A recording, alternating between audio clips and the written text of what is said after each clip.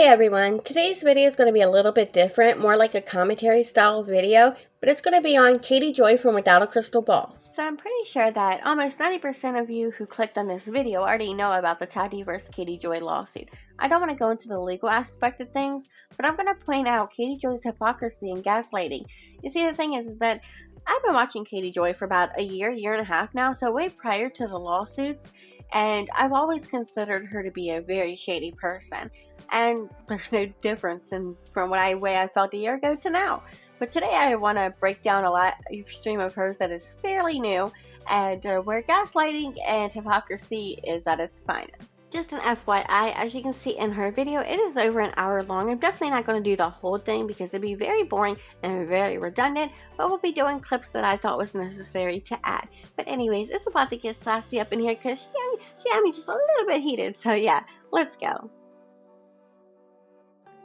Like, what I'm currently going through is like entangled in all of this. And Katie is intertwined in this how? Trisha Paytas is on a bed crying and sobbing because she feels like she lost a friend of 12 years who picked Jeffree Star over her, and Katie is intertwined. How? Yeah, come again? Let's just go ahead and move on to the next clip. Some positive thoughts for someone. I can't tell you who. But what's happening right now is really bad. And this is what I like to call a Katie flex. She'll tell you that she's talking to a big source, in which I believe it's Trisha Paytas this time, but yet she can't tell us what she's, actually talking about. So she just wants you to know that she's in the know. And it's pretty disgusting if you ask me. If you can't say anything, just keep your mouth shut. Like I said, it is a Katie flex, and moving on. It made me realize that I am in the situation I am in right now because of Jeffree Star, and I'm the scapegoat. And the hell that I've been put through in the last 3 months has been the worst that I've ever gone through, but there's someone that's going through something even worse right now, and they need your prayers badly. And right from the start, she's going to go in with the poor pity me. Instead of focusing on Trisha Paytas, which is the topic, she has to insert her situations to gain sympathy. Always a Katie Joy thing. Then she goes on to blame Jeffree Star, and it's like, are you freaking kidding me? We all know Jeffree Star is an asshole, but he has nothing to do with this lawsuit. He didn't tell her to say the things that she said. He didn't tell her to do the things that she done. He did not tell her to freaking ignore 4 cease and desist that Tati had given her prior to the lawsuit. She goes on her channel and states things as facts without backing them up. She has done background checks on Tati's whole family, and these are people who are not on YouTube. And we're not talking about a quick Google search here. We are talking deep dives. Then she goes on to say that Tati's husband, that he's a career criminal. And she goes on to say that, he manipulated his own mother prior to her passing. And then, as she was passing, he took her off of life support for his own financial gain, which is not true. In all the documents that we read, she manipulated all that stuff to fit her own narrative. So everything that she's in now has everything to do with her actions and no one else's. Not John McGettin, not Jeffree Star, and I do believe that Katie has a narrow freaking mind that does not comprehend this. It's fucking sick. Anyways, she does not know how to take accountability. She says she does, but she doesn't. It's not in her vocabulary. Jeffree Star is the person, in my opinion, who was blamed for all of what I'm going through. So let's talk about Trisha. Oh my goodness, this is a grown-ass woman who just needs to take accountability for her own actions. No one else is responsible for her own actions. And of course, now we can get on to Trisha Paytas after she pulled the pity me card on herself first. This isn't funny. It's life or death. So I posted the comment here, and it says, now it's Jeffree's fault with a laughing emoji.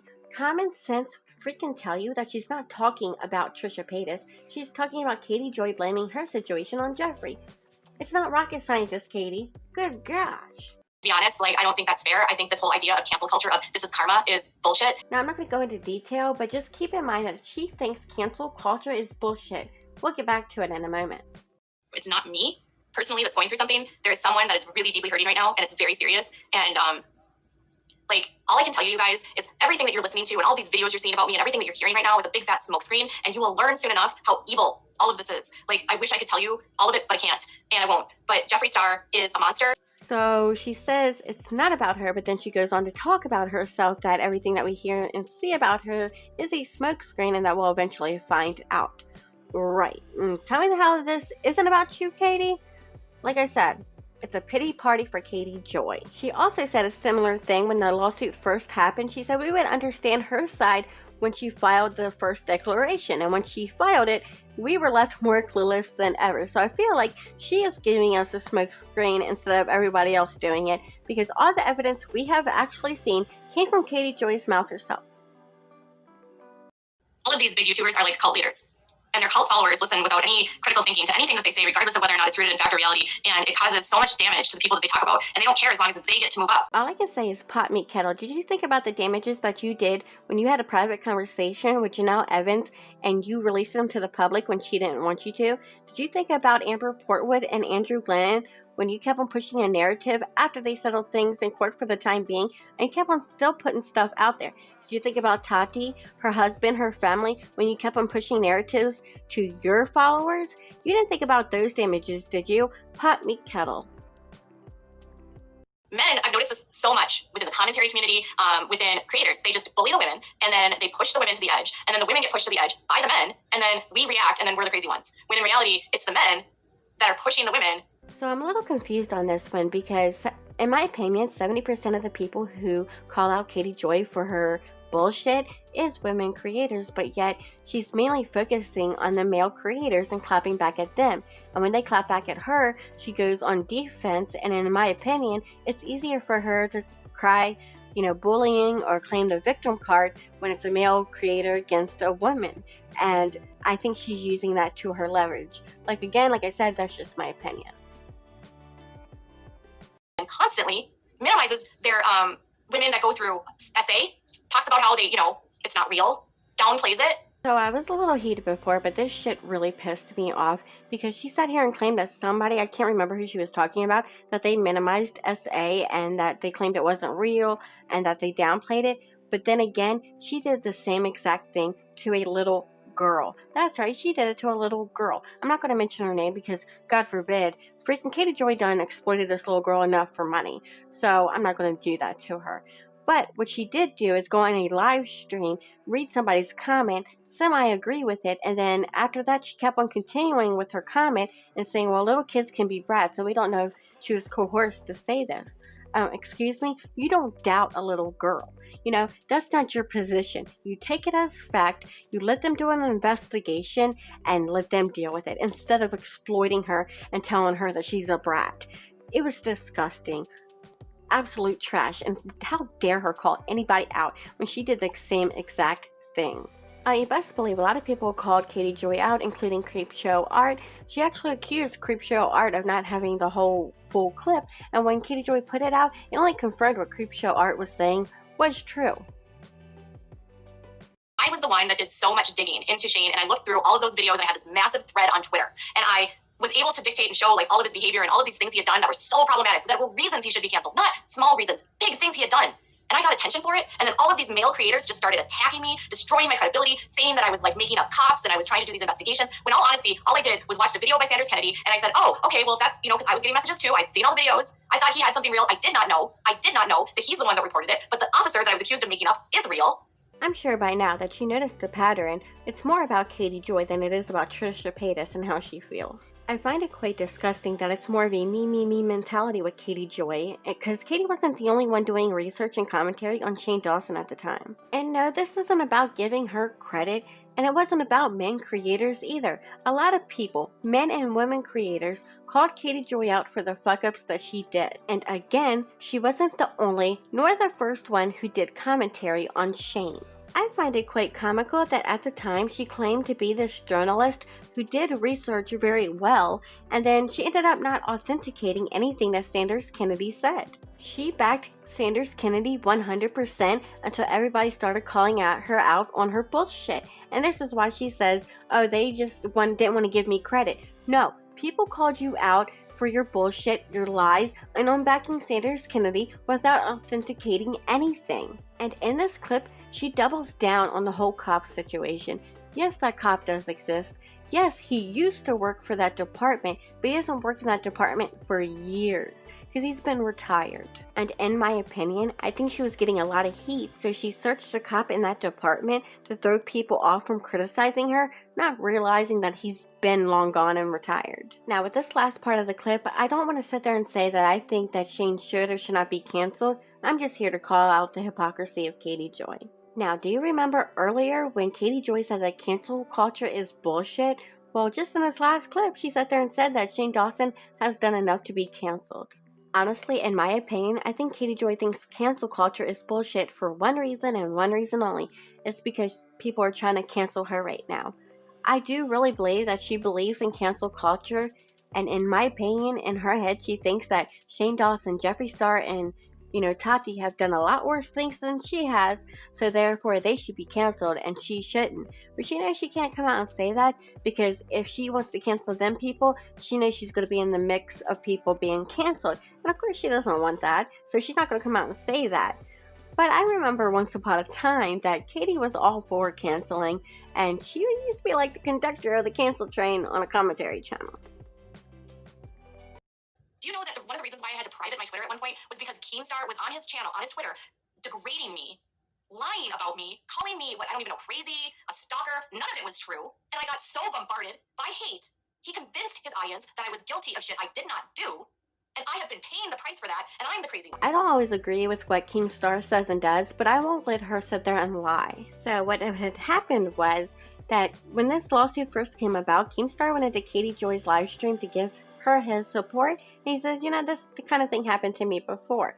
Katie Joy was all ecstatic about it, but then when people started telling Keemstar about what happened, he ended up taking to Twitter and saying, this is allegedly what happened, and I can no longer support you. I'm pulling back my support. So Keemstar never degraded her. That is a bunch of bullcrap. Also, it was found out that Keemstar was not the reason Katie Joy privated her Twitter, because once her Twitter came back up, many tweets where Katie Joy talked about Tati were deleted. Tati's lawyer, who we call Saltsy, ended up filing their declaration where it shows where tweets had been deleted, resulting in what Emily D. Baker calls the motion to not delete your shit came into place. So that whole Keemstar story is a lie, but I mean, are we surprised at this point? I don't think so. 135,000 subscribers. I had a channel that was moving really fast. And why wouldn't you sue the people that you actually are saying did this to you and go after the person who doesn't have money? I'm just gonna say this. 4 cease and desist were ignored. She says she has no money, but that's kind of ironic how she goes around bragging about how good her videos are doing. Not only that, she's been buying Natasha Denona palettes left and right, and you're talking at least $100 per palette. She's not hurting for any money. It's just sad fishing at its finest. Like, they were so hard on her about all these different things. Oh, you ruined the DID community. Do y'all know that Dissociated might be just faking everything? Did that ever occur to you that this woman that switches on camera might also be faking? You want to believe her, that's fine, but there's lots of evidence otherwise, and I don't believe her, and that's my right. I don't have to feel bad because you believe her. I wonder if Katie Joy realizes how much of a hypocrite that she really is. I just don't get it. Trisha hurt the DID community and their feelings were hurt. So you're not validating their feelings, but everyone else is supposed to validate Trisha's feelings. So Katie is right. She's allowed to have her opinions about the DID community, but that goes both ways. Everyone else is allowed to have their opinions about Trisha. Trisha is known for trolling, and we're not talking about, oh, she hasn't trolled in years. It's been very recent. So anytime that Trisha comes out and says, this is real, this happened, it's kind of a little suspect because she's known for trolling. And I'm not talking about, the situation that's happening now. I'm talking about when she says, she has this disorder and that disorder. It's not very far-fetched to believe that she might be trolling because she trolled about the DID. I didn't say your name, I didn't say you're harassing me, didn't mention you, but thanks for the $5 and try to keep being relevant. But you are part of these creators that are men that do this shit, so bye, you're blocked. What a contradiction. I mean, you go from, no, I wasn't talking about you because I didn't say your name, to, oh wait, I was talking about you, and you're blocked now, and I'm going back to my echo chamber. So gross.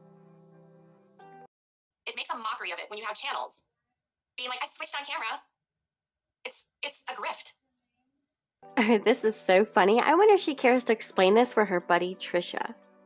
That's when I fucking go on the troll, and I was like, fine, I'll fucking switch on camera. You want me to? Oh, I'm fucking, where am I? Oh my god. Like, I don't think I need to say much. It's pretty self-explanatory on who made a mockery of switching on camera. I think it's pretty clear. Yes, we talk about topics. Yes, we talk about it and we gossip and we do this kind of stuff, but we're never trying to hurt other people. We're never trying to cause hate. We're never, ever telling people to harass, berate, or target anyone. Yeah, so Katie Joyce never tried to hurt anyone or their businesses. No, she just calls their product snake oil. She'll do a deep dive on your family and then, discredit you on all the work that you've done by calling you a career criminal. She'll tell you that you've done things in your life that you really did not do. She'll release your private DMs that you don't want out there. She'll put your private information out there and go, oopsie, I didn't mean to do that. Yeah, Katie's never done that. Bullshit, that's exactly what Katie does. Of course, that's just my opinion, and at this point I feel like it's just deflection. But yeah, that's all I have for this video. I might do a video on how I believed Katie to be shady way prior to the lawsuit. If that sounds interesting to you, please consider subscribing down below, clicking the notification bell, and if you could do me a favor and hit the like button, I'd greatly appreciate it. Until next time, bye!